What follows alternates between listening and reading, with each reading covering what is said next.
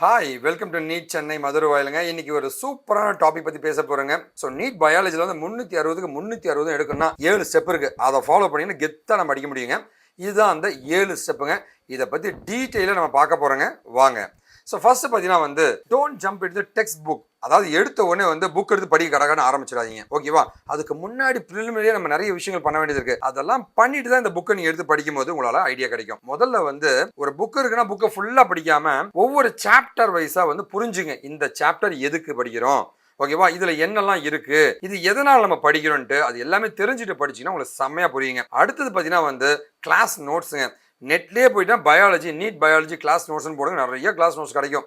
இது இல்லாமல் உங்களுக்கு ஸ்கூலில் நடத்தும் போது அந்த கிளாஸ் நோட்ஸ் எல்லாமே டீட்டெயிலாக அழகாக எழுதுங்க.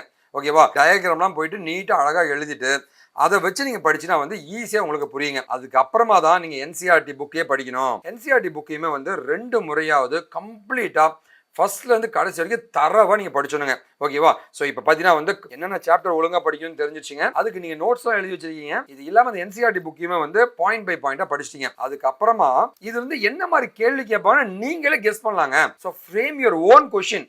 இந்த மாதிரி கேள்வி கேட்டால் எப்படி பதில் சொல்றது, அந்த மாதிரி அப்படின்ற நீங்களே ஃப்ரேம் பண்ணீங்கன்னா என்சிஆர்டி புக்ல இருந்து லைன் பை லைன் கொஸ்டினை எடுத்து டாபிக் எடுத்து கொஸ்டின்ஸை ஃப்ரேம் பண்ணீங்கன்னா நீங்க ஈஸியா அடிச்சிட முடியுங்க. அதுக்கப்புறமா வந்து என்னதான் நம்ம படிச்சாலுமே நம்ம பெரிய பிரச்சனை மறந்து போயிடுறோங்க. அது காரணம் என்னன்னா வந்து அந்த ரியல் டைமோட மேட்ச் பண்றது கிடையாது. இப்போ ஒரு ஹார்ட்டை பத்தி படிக்கிறீங்க. இப்போ நான் மூளை இங்கே பிக்சராக கொடுத்துருக்கேன். மூளையை பற்றி படிக்கிறீங்கன்னா ஓகே, என் தலையில் மூளை இருக்குது, அதில் வந்து லெஃப்ட் பிரெயின் ரைட் பிரெயின் இருக்குது, முன்னாடி இருக்கிற பாகம் வந்து இந்த வேலையை செய்யுது, பின்னாடி இருக்கிற பாகம் இந்த வேலை செய்யுதுன்னு அது வந்து நம்ம உடம்போடைய அலைன் பண்ணி நீங்கள் படிக்கணும். அந்த மாதிரி வந்து ப்ராக்டிக்கலாக நீங்கள் படிக்கும் போது ஆட்டோமேட்டிக்காக நீங்கள் மறக்கவே மாட்டீங்க.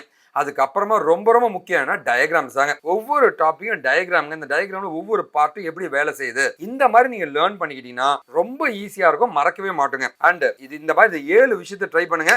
கண்டிப்பா வந்து நீட்டை நீங்க கிளியர் பண்ண முடியும். மற்றபடி பார்த்தீங்கன்னா வந்து கிராஷ் கோர்ஸோ ரிப்பீட்டர்ஸோ நீங்க படிக்கணும்னா கண்டிப்பா கான்டாக்ட் பண்ணலாம். கான்டாக்ட் நம்பர்ஸ் எல்லாமே கொடுத்துருக்கேன். அண்ட் நம்ம ஆஃபீஸ் மதுரவாயில் இருக்கு சென்னையில்.